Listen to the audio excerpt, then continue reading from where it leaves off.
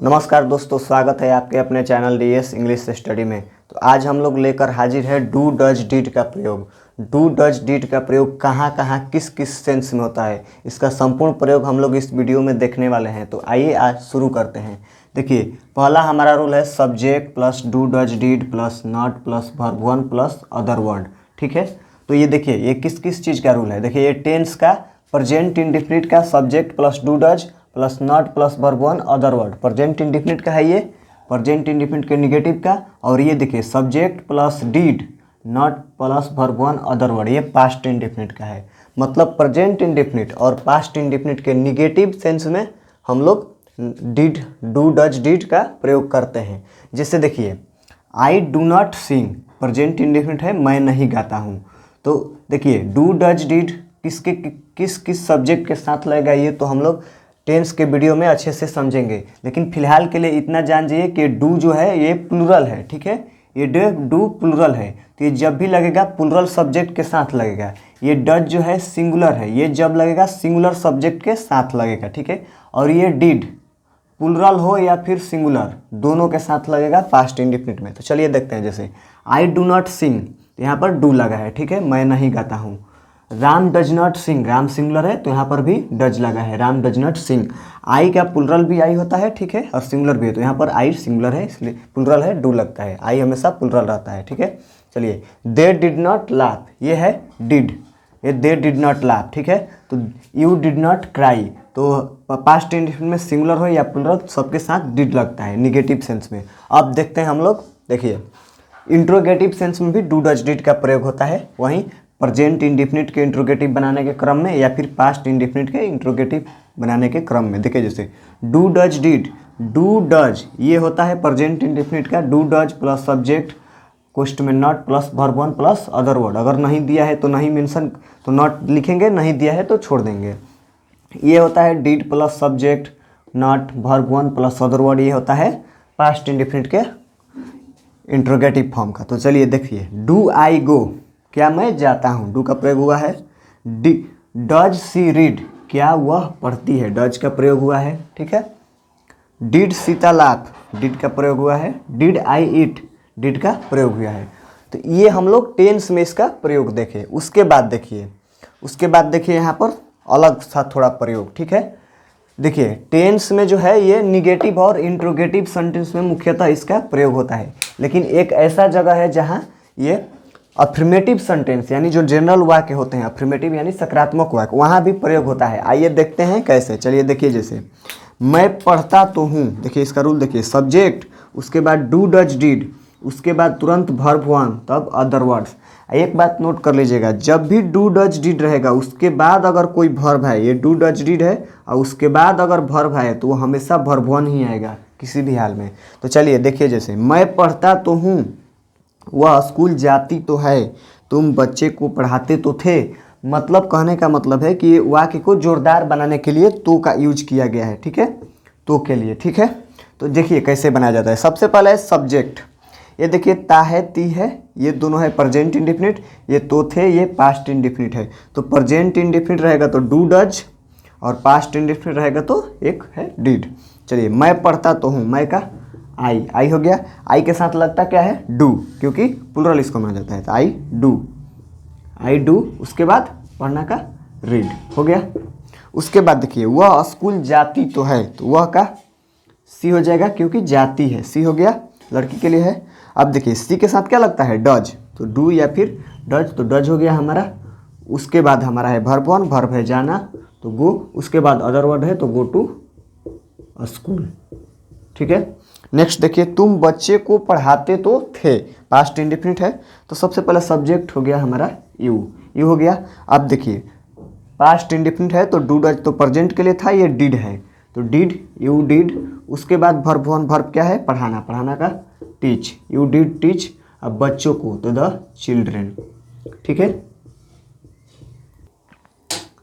चलिए नेक्स्ट हम लोग डू डज का अगला रूल देखते हैं। जैसे देखिए डू डज डिड बराबर आंसर या रिप्लाई, मतलब डू कहने का सेंस ये है कि डू डज डिड का हम लोग किसी बात का आंसर देने के लिए या जवाब देने के लिए भी प्रयोग करते हैं। जैसे देखिए क्या तुम इस स्कूल के वर्ग 7 में पढ़ते हो, तो इसको हम लोग कैसे बनाएंगे, सबसे पहले डू यू रीड वर्ग 7 में इन क्लास 7, उसके बाद क्या है इस स्कूल के, ऑफ दिस स्कूल। ठीक है, मान लीजिए कोई आपसे इंग्लिश में ये क्वेश्चन किया, do you read in class 7 of this school, तो आप क्या जवाब देंगे? चलिए आपका जवाब, अगर आप पढ़ते हैं तो बस इतना कह देंगे यस आई डू, बस इतना आपको कहना है अगर आप पढ़ते हैं तो।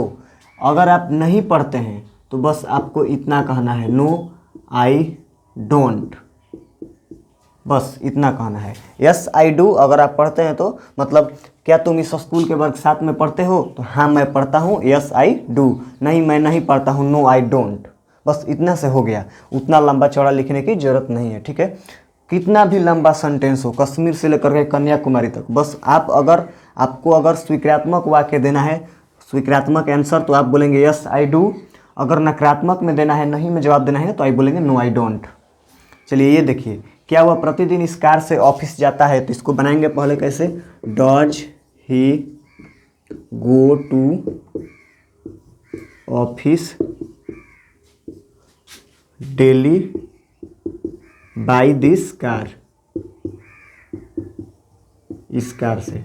ठीक है, ये क्वेश्चन आपसे पूछाएगा क्या does he go to office daily by this car, क्या वह प्रतिदिन इस कार से ऑफिस जाता है?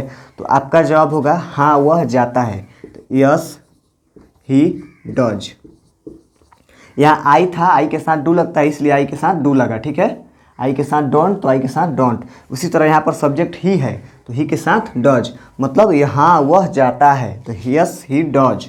अगर आपका जवाब नहीं में होगा कि नहीं वह नहीं जाता है, तो आप बोलेंगे नो ही डजंट। ठीक है, ही डजंट। डज नॉट का कंट्रैक्टेड फॉर्म है, संक्षिप्त रूप। ये भी डू नॉट का कंट्रैक्टेड फॉर्म। ठीक है, डू प्लस नॉट। ठीक है, ये है डज प्लस नॉट। ठीक है, चलिए नेक्स्ट हम लोग देखते हैं, क्या आप कल मीटिंग में गए? तो इसको बनाएंगे कैसे, पास्ट इंडिफिनिट है तो डिड यू, उसके बाद गो, डिड के बाद डू डज, डिड के बाद हमेशा वर्ब का first form. Did you go in the meeting tomorrow, yesterday, in the meeting yesterday. ठीक है, ये हो गया आपका question, did you go in the meeting yesterday, क्या आप कल मीटिंग में गए? तो अगर आपका जवाब होगा कि हाँ मैं गया था, तो आप जवाब देंगे यस, आप जवाब देंगे yes I did, yes I did. अगर आप नहीं गए थे तो आप जवाब देंगे नो आई डिडंट। ठीक है, इसको डिडंट या डिंट बोला जाता है। ठीक है, चलिए नेक्स्ट रूल देखते हैं, subject plus do does did plus nothing but plus verb one. ये एक स्पेशल रूल है। देखिए इसमें डू डज डिड लग रहा है, उसके बाद नथिंग बट लग रहा है, उसके बाद वर्ब का पहला रूप। ठीक है, तो आइए हम लोग देखते हैं। जैसे देखिए, वह रोता ही रहता है, तुम खेलते ही रहते हैं, वह पढ़ता ही रहता है, मतलब वह रोता ही रहता है। इसके कहने का सेंस है कि वह कुछ नहीं करता है रोने के सिवाय, मतलब वह रोता ही रहता है। तुम खेलते ही रहते हो, मतलब तुम खेलने के सिवाय कुछ काम नहीं करते हो, बस खेलते रहते हो। तो यही इसका सेंस निकल के आता है कि सब्जेक्ट रहता है, उसके बाद डू या डज, नथिंग बट, उसके बाद वर्ब का पहला रूप। तो आइए देखते हैं। जैसे देखिए, ही के साथ क्या लगेगा, डज। आपको तो पता ही है, he, she, Sita, it, Ram, singular third person singular number या फिर नेम के साथ does.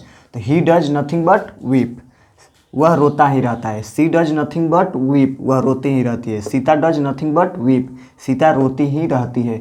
Ram does nothing but weep, Ram रोता ही रहता है। ठीक है, इसी तरह ये हम लोग बना लेंगे। जो डज लगता है, जिन जिन सब्जेक्ट के साथ डज लगेगा उसके साथ डज लगाकर नथिंग बट, उसके बाद वर्ब का पहला रूप। ठीक है, दूसरा देखिए, यू दे वी आई, इसके साथ डू लगता है। ठीक है, क्योंकि ये प्लुरल होता है। जैसे तुम खेलते ही रहते हो, you do nothing but play. ठीक है, वे लोग खेलते ही रहते हैं, they do nothing but play. हम लोग खेलते ही रहते हैं, we do nothing but play. मैं खेलता ही रहता हूँ, I do nothing but play. और भी वर्ब से हम लोग बना सकते हैं, जैसे हम लोग पढ़ते ही रहते हैं, we do nothing but read. ठीक है, वे लोग घूमते ही रहते हैं, they do nothing but walk. आप लोग काम करते ही रहते हैं, you do nothing but work. तो हम लोग अपने से बहुत सारे सेंटेंसेज बना सकते हैं। ठीक है, चलिए अब नेक्स्ट देखिए, ये है पास्ट इंडेफिनिट में, वह सोता ही रहा। ठीक है, से वह सोता ही रहा, वह पढ़ता ही रहा, वह खेलता ही रहा। ठीक है, तो देखिए इसमें क्या होता है कि कोई भी हो, पूरे फर्स्ट पर्सन हो, सेकंड पर्सन हो या थर्ड पर्सन हो, सिंगुलर नंबर हो या प्लूरल नंबर हो, डजेंट मैटर, सबके साथ डिड लगता है। ठीक है, सबके साथ। जैसे देखिए वह सोता ही रहा, he did nothing but sleep, और हमेशा वर्ब वन का प्रयोग होगा। मैं सोता ही रहा, I did nothing but sleep.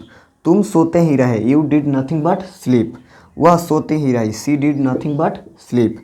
वे लोग सोते ही रहे, they did nothing but sleep. और भी वर्ब से हम लोग बना सकते हैं। जैसे देखिए मैं पढ़ता ही रहा, I did nothing but study. वे लोग खेलते ही रहे, they did nothing but play.